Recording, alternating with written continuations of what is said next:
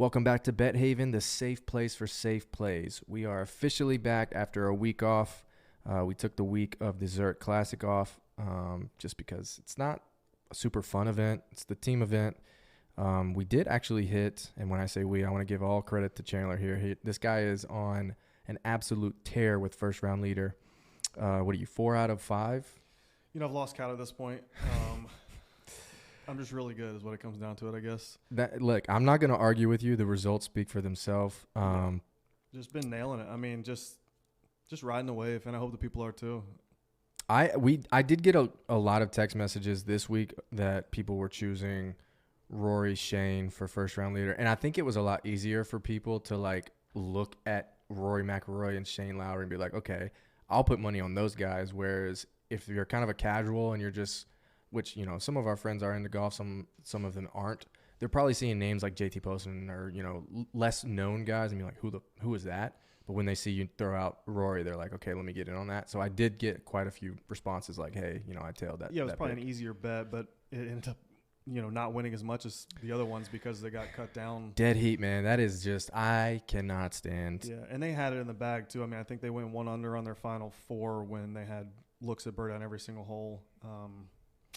Yeah, they had it, but whatever, cashed a little bit, and then they were my favorite play as well, and they got the dub, and hey, keep it rolling. I did not, unfortunately, have a ton of DraftKings. I literally did like 2 lineups, made a couple bucks, but nothing to. Yeah, I didn't do much in this tournament, to be honest. I had 2 DraftKings lineups, and then I had first round leader tickets from each of us, and then maybe an outright on like Morikawa Kitayama. But I just. It was really hard to watch, number one. Like, no shot link data. Apparently, they're testing a new shot link feature, and it was, like, the perfect week to do it because it's the only team event, whatever. So you really couldn't, like, tune in. And then the live coverage was weird, too, because they kept messing up the score. And I know you hedged on, was it Thursday or Friday? Yeah, I could not believe it on Thursday. So that's the most I watched, really, was my first round leader bet, the final, 9 holes for Rory and Shane. And, yeah, even the books were using their shot link data because, drawing a blank on the team, but they had him, in contention. They had him. It was Nate Lashley and Jorge Campillo. Okay, they had him, 2 shots off the lead with more holes left than the other guys. Mm-hmm. So they were, down to, plus 300 or something at the time. And I hedged because it was basically okay, either Rory and Shane are going to do this or they're going to tie it worse, or these guys could maybe get hot, close, and they could do it. And then the round finished. And all of a sudden, they were 3 shots off the lead. I was like, what in the world just happened? Because even the books had them at they were using that data to be yes, this is where they're at. They have a chance. And they weren't even close. Whoever's grandma was running shot link for that group was way off. Well, even on Friday, because I didn't have a ton, but I just wanted to see, people that were, sweating the cut line. And they had Eric Cole and whoever his partner was, that 90-year-old man out there that was slapping it around. Mm-hmm. They showed him on a par 5 or something, and they walked off the green. They got a double, and they're like, okay, well, that double sends them to 8 under. And the announcers are saying this too. And then they're like, all right, they're going to the next tee. They gotta, they're gonna be right on the cut line at 8. And then they get on the tee box 2 minutes later, and he's like, okay, well, actually, Eric Cole and this guy were never at 10 under. They were actually at 8 under, so now they're at 6 under. And I was like, how do you mess up two whole strokes? It's unbelievable. I don't know if I'm joking around about the grandma, but I don't know if they run full-time volunteers. They do. It's all volunteers. But that's wild. People are literally gambling on this information. BetMGM, Caesars, all these giant books are using that information to base their odds on what people are betting on. It's just wild that they would use volunteers essentially for this information and they're getting it wrong consistently. Yeah, no, it's actually been really bad this year, and it's historically been bad. You'll see when we're following stuff on PGA, even on the actual website of PGA, it'll be this person just made a par, and then it's no, they 2 minutes later they correct it and you made a bogey, and I'm just how do you mess that up so bad? Yeah, which is huge for gambling. It's even the books should want this information to be right. Not only the gamblers, but the books would want it to be right too, because they could get screwed on something. Right. So. All right, well, let's jump into this week's CJ Cup Byron Nelson TPC Craig Ranch. I think this has only been here 3 years maybe at this actual course location. The tournament's been around for a while, and we're actually getting a different sponsor this year. This is typically an AT&T Byron Nelson tournament. AT&T is out. They're going to keep sponsoring Pebble Beach, but I believe that they are out of this one entirely. You got a little bit of data to kind of show you what it's looked like over the last 3 years, who's done well since changing it to this location. But we're gonna take a look at some guys that I think are just in good form overall. And it's kind of weird coming off of a team event week where there's literally no data for us to look at. Yeah, not much to go off. So we're kind of going back to RBC and Valspar and some of these more in the Masters, obviously more recent tournaments. And I think that's the other reason, like, taking the Zurich off is just probably going to be like a staple for me at this point, because I don't like not having what I want to see for betting purposes. And it's a lot easier to bet when you have consistent data that comes in every single week, and you can kind of follow trends. Yeah. You can follow along. When we get this kind of weird gap, shot lengths off, even the RBC being a featured event, is smaller field, no cut, kind of right weird. So yeah, we're kind of in a weird spot here, but hopefully we'll get back rolling. Yeah, and we've got good golf coming up. I mean, I think Wells Fargo is that next week at Quail Hollow. Fargo, yep. And so the PGA good news after that. Good news here is that we are back to our normal format, and there is no Scotty Scheffler. We don't have to worry about Scotty Scheffler in this tournament, and that is just everybody's just taking a deep breath. And I think you're actually going to see like heavy betting on this tournament because of that. Yeah, probably. This is kind of a sneakier event where you still have like some names, but it's a weak field. Don't get it twisted. It's still a weak field. Yeah, you got names, but overall, greatest. it's not a very good field. Even some of the bigger names that signed up have already withdrawn. And yeah, we got a WD from Zalatoris. I'm assuming he's dealing with injury, or maybe he just wants to rest up. But either way, probably a little bit of both. Yeah, it makes sense to take this one off, which obviously a lot of guys have opted to do. Yeah.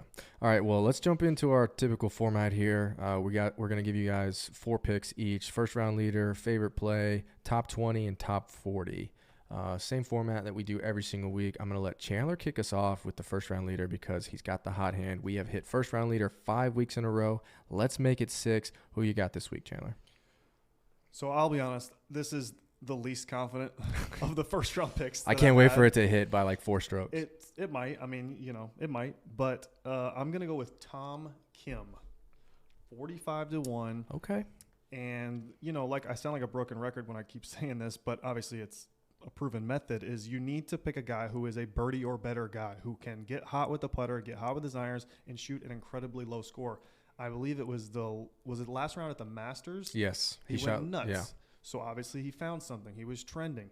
Then at the RBC, he had a good week. The Heritage RBC, he finished 18th, had another good week. So I believe he's trending. I think that he has the ability to go nuts, and 45-1, he's my guy. You end your first round leader pick with he's my guy every week, and every week I'm like, man, maybe not, but like, what? There's no reason to doubt it anymore. So you can catch. If you're doubting at this point, that's a you problem. You will catch me betting Tom Kim, and that guy was not even remotely on my radar this week.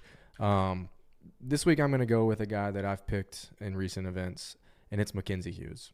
Okay. Back to the Hughes train. Okay, Mackenzie Hughes 55-1 on DraftKings. His last 3 opening rounds go like this: 66, 66, 68.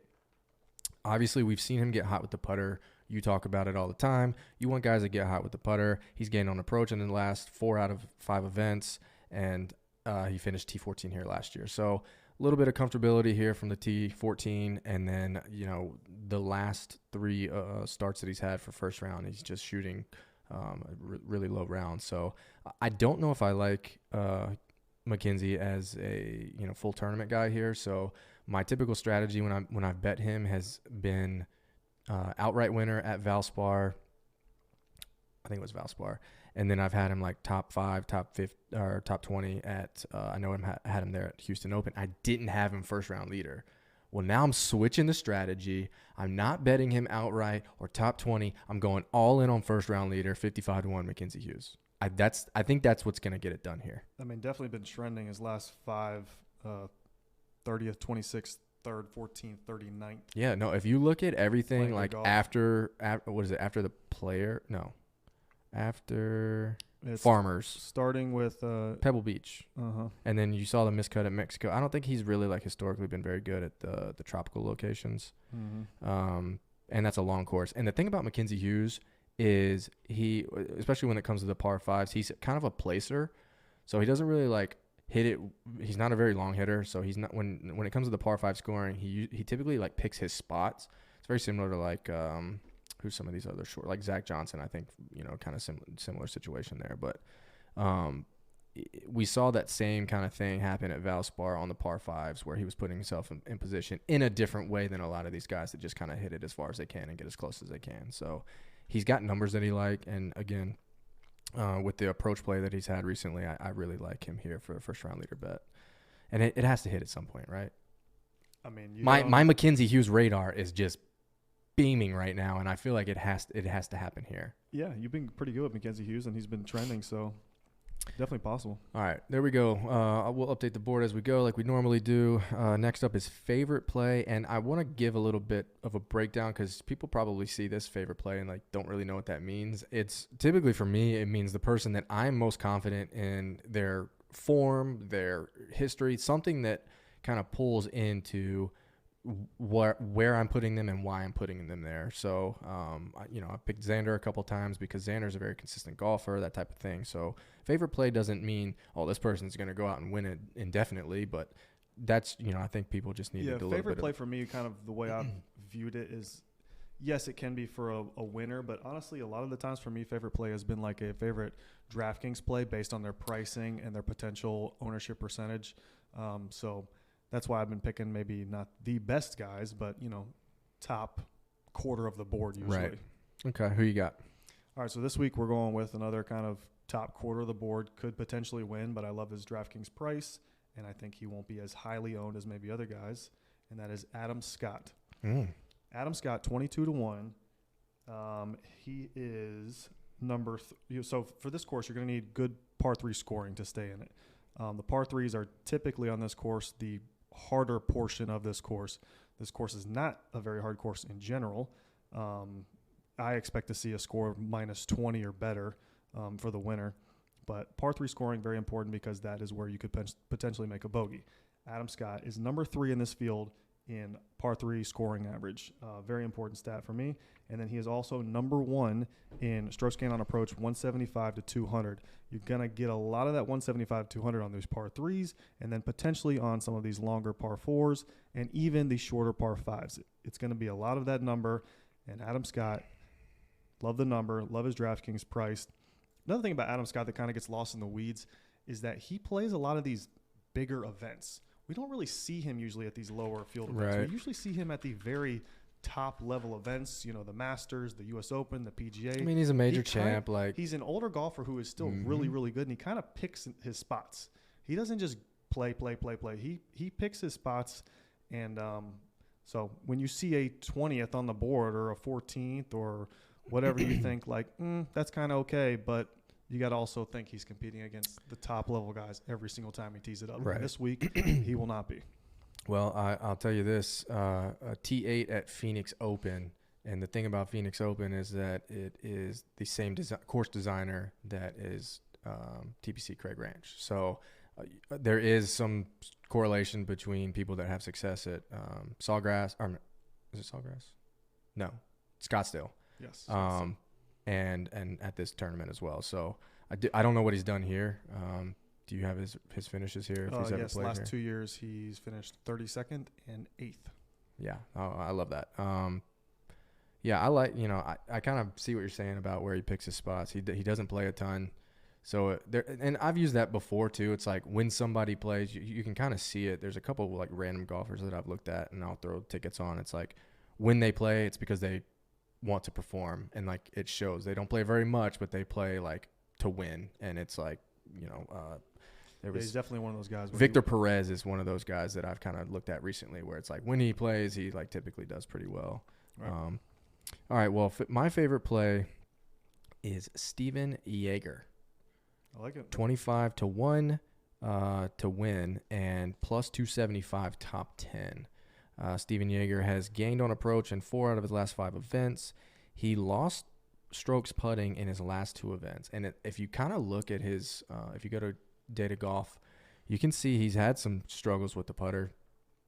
But what I did find, and sometimes I look for patterns like this, and I'll do this with like other sports betting too. Like I'll look for trends in NBA and stuff like that. He's never lost strokes putting in 3 consecutive tournaments in his last 24 starts. And the only time, he's done it 1 time, and the only time he did it is the Florida Swing. So like all 3 of the Florida Swing courses that he played, he lost strokes putting. So I figured there was a correlation there with the type of surfaces that are there. Mm-hmm. But you know, he's performed in Texas already. Won the Houston Open obviously a couple weeks ago. In his last 2 trips here, he finished T11 and T38. So good course history. He's in good enough form. I think he missed a cut recently. Let's see. I want to say he missed. What did he do at the Masters? Yeah, it was the Masters. Okay, yeah, missed the cut at the Masters. We can write that off. He's been very up and down. Yeah, and even since his win too, or before his win, he was very, very hit or miss. So it was a little volatile golfer. But one thing I do like is that he won Houston Open, and we talked about it in that video. That course's defense is wind, and there is, I don't know if you've looked at the weather for this week, there is some chance of some pretty volatile wind coming in for this tournament, so keep that in mind as well. All right, top 20. So my top 20 is Steven Yeager. Nice. See, we don't tell each other who we've got before these videos start, solely for the purpose of like, we don't want to influence our decisions as we're kind of making our final notes and everything. But I love when we have a pick that's in line with each other. And the last time we did that, Bryson DeChambeau, first round leader. So yes, it was. So Steven Yeager, plus 140, top 20.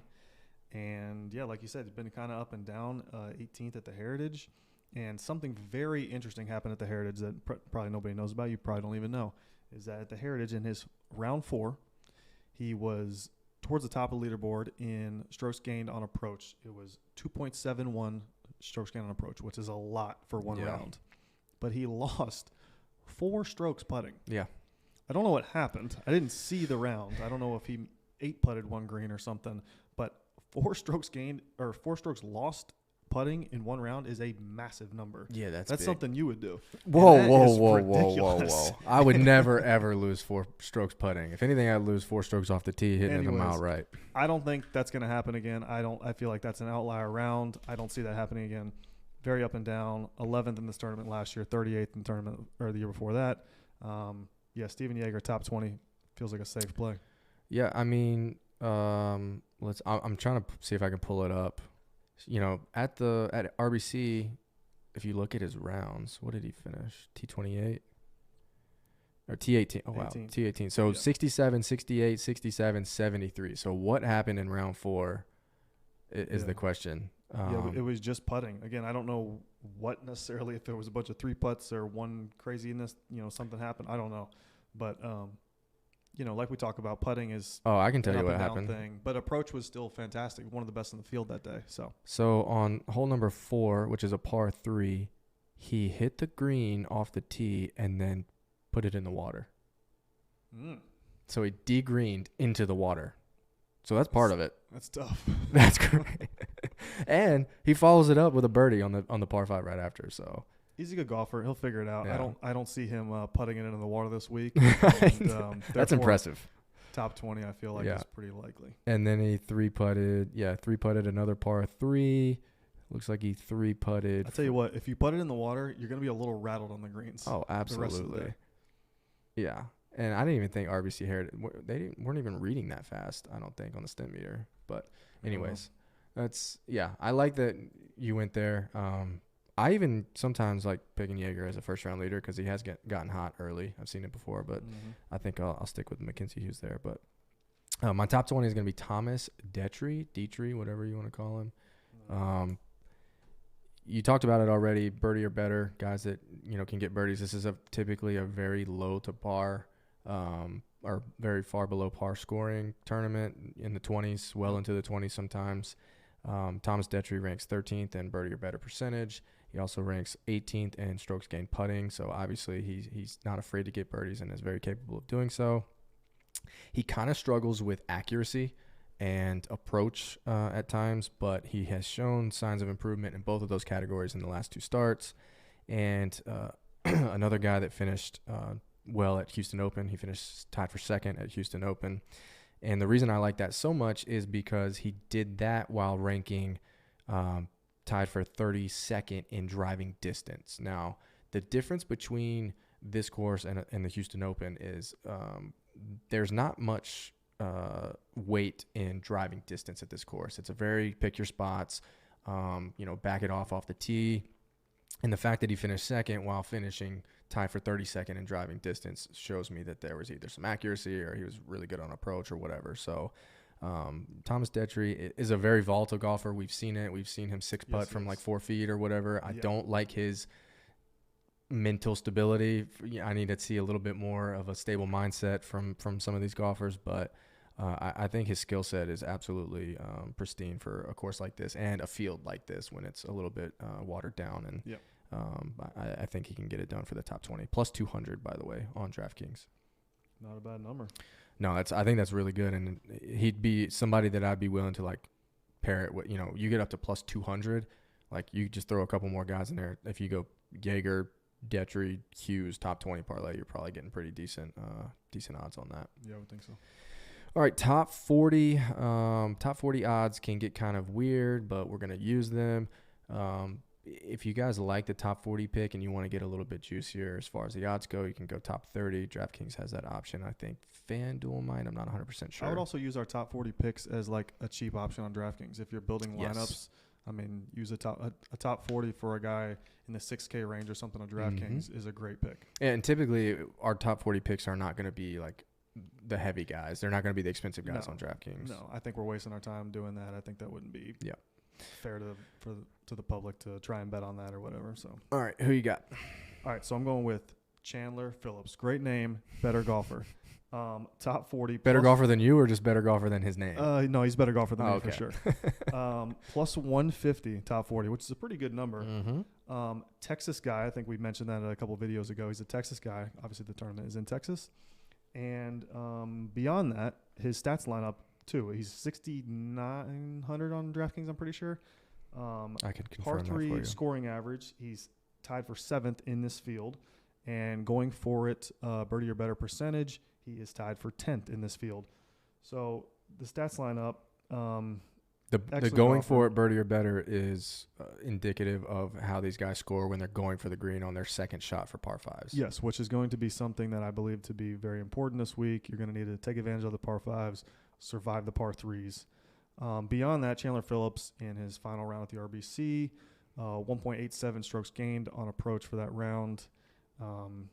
Trending. I feel like he also has kind of been recently in some like better fields than this and has kind of survived. He's been like a cut maker or right around that number a lot.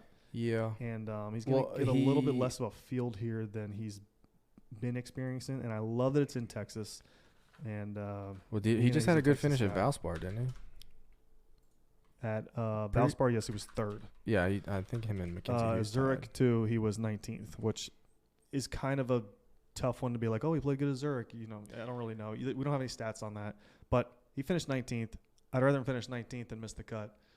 So hopefully some good. I mean, you can get some information from Zurich if you like go to the round 1 and round 3 scores and see. You're not going to get like, oh, this guy did well here, this guy did well there. I mean, you're going to see just like overall score and how many bogeys they made or how many birdies, whatever. They got a top 20 out of it, so that's good. Obviously, he was playing decent. Who was his partner? Like Bridgman or something? It's like I think it was Bridgman. Yeah, I don't want to disrespect him, but I don't even know who that is. So I just remember seeing the pairing. All right, yeah, I like Phillips there. Top 40 for me is I picked somebody that actually probably is going to be higher up the list than I wanted, but I'm going with Mark Hubbard. And his top 40 odds on DraftKings minus 115. So your plus money side, I'm on the favorite side of things here. which it does seem kind of short to me for that, but Yes, I that's not think that they're bad. following the trend that I'm following. 18th in birdie or better percentage, 24th on approach, 70th in putting. His approach and accuracy have been super solid over the last 3 events. And then the putter can get hot. We haven't really seen a hot round with the putter yet. Since his Pebble Beach appearance, I think he gained like 4.5 strokes over that entire event, and he finished tied for 4th there. But the reason I like him for top 40 is because in the last 5 starts, his worst finish is T36. So, now that I've picked him, he'll probably miss the cut. But it's no, I like where his game is at, and I think him and his partner, I don't remember who his teammate was, but they did fairly well. Brem. Yeah, they were in contention. They Yeah. finished 3rd. Yeah. So again, we beat a dead horse here, but it doesn't have a ton of weight, but it doesn't have no weight to see guys play well in that event. Yeah, like I said, I'd rather him play good than play bad. Yeah. So it's something. I wouldn't base everything off of it, but it is something. Yeah. All right. Well, and just kind of a little nugget, since you did a plus money top 40, I'm going to throw one out there for you, and you're going to love this pick right here. Are you ready? Hit me with it. Ryan Moore. Ryan Moore. Plus 165, top 40. The reason I like it so much is because if you look at Ryan Moore's recent finishes, the guy is trending. I don't remember where I saw this interview, but I saw him talking about kind of struggles that he's faced in his game, and then he popped one weekend, and I want to say he like started off really well on a round and was like kind of cognizant. He shot 65 first round, and then he completely fell off the face of the earth. Shot 79 to miss the cut. And then I think it was shortly after that, maybe at Valspar. After the Valspar, he finished T5 there. And that's when I saw someone interviewing him, and he was talking about, he's very excited about where his game is and where he's going to be able to take it for the rest of the season. Since the miscut at Cognizant, you got a T45 at the Players, T5 at Valspar, T31 Houston Open, and T45 at Valero Texas Open. He's in a better spot than he has been over the last, earlier part of this season, and then I think last year he faced a lot of struggles as well. And, it's just Ryan Moore's not a nobody. And to get plus 165 on a top 40 finish for Ryan Moore, who's obviously feeling somewhat more confident than he has in recent history, give me that top 40 all day. Yep. All right. So since you're giving a bonus, which I love, by the way, he's been playing great, and we've been talking about him for a little bit now. I'm going to give a bonus as well. Henrik Norlander, top 40. Also, great DraftKings play, 6,500. Number 3 in this field in strokes gained approach in the last 24 rounds. Finished 19th at the Zurich, which, again, we're not going to put too much stock in that, but it is good that he got a top 20. And he also finished 34th in this event last year. Norlander has – so the way the PGA Tour works is like you're on a list of events that you can get into that you're qualified for. Well, Norlander fell down that list so far that he hasn't really been getting starts. Yeah, he's only played like 5 events this year. Yeah, he hasn't been able to get starts because he's been so he far has down the played. list. I just looked it up. 5 events. Yeah, so it's tough for him to get starts, to get events, and he's got a chance here. Played well last week, played decent in this event last year. Stats are great on approach if he can get off the tee a little bit better, which I don't think matters as much in this event. So, yeah, Henrik Norlander. I don't know his number, though. I don't know his number. You can look it up. But what, top 40? Yeah, but 6,500 DraftKings, that's kind of where my main thought goes is like I will use him on DraftKings for sure. Plus 200. Plus 200. So for a top 40. I was all over Henrik Norlander at the Houston Open, and I'll tell you why. Kind of like what you said, he's gotten limited starts this season, but showed obvious signs of improvement in his game. He finished T13 in Mexico and T15 at Puerto Rico. Very windy courses. Anytime you get down there in the closer to the equator and these island courses or whatever they are, that you're going to deal with some wind. So that's why I picked him in a lot of stuff on my tickets for the Houston Open, because I knew they were going to be dealing with wind. He shot 70 first round there and then shot 78 to miss the cut. It's time to hop back on, baby. Yeah, no, he played well at Corrales, which, again, what is that, Dominican Republic? Mm-hmm. Yeah, obviously this guy's not afraid of the wind, and if it truly is going to be as windy as they say, and I think people should pay a little bit more attention to that. Hopefully we can get some edge there from some of these people that aren't paying attention to that. Mm-hmm. We'll be able to get guys like Norlander in there and they'll Yeah, go a I little will bit have him under on the radar. DraftKings, and I also will have him in a top 40 parlay. If he's plus 200, I'll probably at least pair him with Phillips, and we'll see. You know what's been kind of fun recently? I've been taking my DraftKings squads and just doing like an entire top 40 parlay with the whole squad. So 6 legs. I mean, essentially, that's what a DraftKings lineup is. That's what you want. So then you kind of double dip. If your DraftKings lineup does well enough, you're double dipping there. Yeah, basically.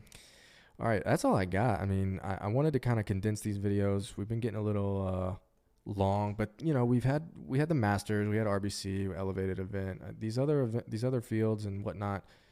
It's a little bit easier to kind of run through this information and get a little bit more selective here. Yeah. Is there anybody else you want to talk about? Yeah. So this tournament, in my eyes, your success on DraftKings will be based on one decision, and it's whether you're going to play Jordan Spieth or not. Jordan Spieth loves this event. He loves this course.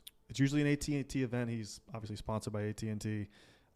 Does that change anything for you though? It might, because when you're sponsored by an event, you have a bunch of obligations that you have to do pre-tournament. They do extra interviews. They do all kinds of little, shake hands with the AT&T. Hey, this is, he doesn't have to do that now. He's been struggling, but it hasn't been a disaster. If you look at his numbers, he's gaining off the tee. He's losing a little bit on approach, gaining around the green, gaining putting, gaining a little bit tee to green. Because he loves this course and because he is Jordan Spieth and he has the ability to go bananas, I think you might have to play him this week. And that's kind of scary for a lot of people, even me, because I don't think there's nothing to base that he's going to do good on. There's no stat I can pull up and be like, okay, he's been killing it here, so that's why he's going to go nuts. There's nothing other than he likes this course. The AT&T stuff is gone. He doesn't have to worry about that. We've got a lesser field, and this is a birdie or better course. And if nothing else, Jordan Spieth is a birdie or better guy. And so I would either, honestly, if you believe or you don't believe, I would either 100% put him on all your DraftKings lineups or fully fade him and put him on none. Because I feel like, in my eyes, this tournament is going to be decided on the success of Jordan Spieth in this event. So he's the betting favorite, 14-1 to win, plus 360 top 5, plus 190 top 10. I'm with you. I feel like, we've even seen, and I don't know, like, in my eyes, he's either going to finish in the top 5 or he might miss the cut. The only thing that concerns me is the wrist injury, and I know that he's been dealing with it, but there was something about it's coming out of, like, it's popping out. I feel like if he truly had a bad injury, this is the event you skip. This is the one. You don't play in this because you don't have any sponsorship obligations at this point, and that is actually very true. And you've got an elevated event coming up, and then you got the PGA Championship after that. That's why everybody's skipping this. If you were actually hurt, there's no way you play this. I don't care that's in Texas. You wouldn't play. So we've seen a lot of struggles, but we've also seen at Valero T10, he can pop. He is a birdie or better guy, and this is a birdie or better course. Looking at his schedule this year, the places that he's done well: Century and then Phoenix. He finished T6. Again, I talked about Phoenix earlier, saying that the design, I don't remember his name, but the same person that designed TPC Scottsdale is the same person that designed the course that they're playing this week. His last name is a disaster. It is Tom Weisakoff. Weisakoff. Yes. Yeah. Can't spell it, but I can kind of say it. Yes. Well, you did pretty good there. I'm with you. I don't know if I'll touch him on a betting card. Maybe. I mean, the fact that he's I wouldn't bet money, him. I wouldn't bet him at 14-1 to win the golf tournament. No, but he's plus money everywhere but top 20 and up. So like even top 20, he's minus 105. You could start your card. Actually, let me just do that real quick. If he's going to be potentially, I don't know. Who was your top 20? Adam Scott? 10 to 15%. My favorite player was Adam Scott. Top 20 was Jaeger. Jaeger, top 20. Spieth to win 14-1, I wouldn't do it. But if he's going to be 10 to 15% owned on DraftKings and has the super boom potential, then yeah, sign me up. So let's just do that then. I did Spieth, Jaeger, Detry, top 20 parlay. So that's 3 legs. Plus 1,305. So 13-1 essentially. Yeah. That's not terrible. That's almost as good as his odds to win the tournament by himself. So if you like our top 20 picks, which are Detry and Jaeger, and you parlay it with Jordan Spieth, you get basically the same odds that you would get for Jordan Spieth to win the golf tournament. I would probably even go more aggressive and go Spieth top 10. I'd go Spieth top 10. You can do that. You and can take a couple guys and go top 20, and then you can combine it in the same ticket. Not a lot of books will let you do this, but DraftKings will. So if I add I'd probably go Spieth top 10 and Scott top 20, and then like Phillips and Norlander both top 40 or something like that. That would probably be my bet. So I was gonna build it based on what our actual picks were. So since we both like Jaeger, let me pull Detry out of the top 20, and then who was it? Norlander. I would do. Yeah, I said I would do Norlander and Phillips top 40, but I would do Scott top 20 for me. That's what I did. Okay. I gotta find Phillips plus 150, right? Yeah. All right. So that looks like this. That's a 5-leg parlay. Who'd you add on your end? Detry? No, I took Detry. I left Jaeger because we both picked him. Okay. Let's see. Started with Spieth. Spieth top 10. Spieth top 10. Jaeger top 20. Scott top 20. Norlander top 40. Phillips top 40. That's a 5-leg parlay plus 11,906. 119. I like it. I think I'm gonna have to place that now. Now that we've done that, I think I'm gonna have to place that. All right, I'll do it. I'll do it right now. I'm not scared. Well, that is what we got for CJ Cup Byron Nelson. Worst name in the PGA for a golf tournament, if you ask me. It's pretty bad. Yeah. We'll be back next week for the Wells Fargo at Quill Hollow. Back to the regular schedule here. We probably won't take another week off until we get another opening. But these, we're gonna keep cranking these out, and we appreciate everybody tuning in. Make sure you tell us if you're tailing our bets, which I know a lot of people are at this point, especially the first round leaders. Shoot us a message. We have Instagram. We have all that stuff. Let us know that you're following. I've had a couple people reach out. I think I sent a screenshot to you. Some random person that I don't even know said something about JT posted on Twitter. We've had some YouTube, same situation, but love it. Make sure you guys are letting us know when you're following us, as far as these bets go. And, we appreciate it. We're hoping we're helping you guys make money. And we're going to continue to try and do so. We'll be back next week. Like I said, make sure you like the video and subscribe to the YouTube channel. I didn't mention this in the beginning of the video, but if you are new to sports betting, make sure you check out the link in the description of this video. Take advantage of all the bonus bets and deposit matches across all the books, yada, yada. You guys know how it goes. They will, match deposits up to a certain amount and give a lot of bonus bets, and you can utilize those to put the bets in that we give you. So make sure you click that link, and we'll see you guys next week.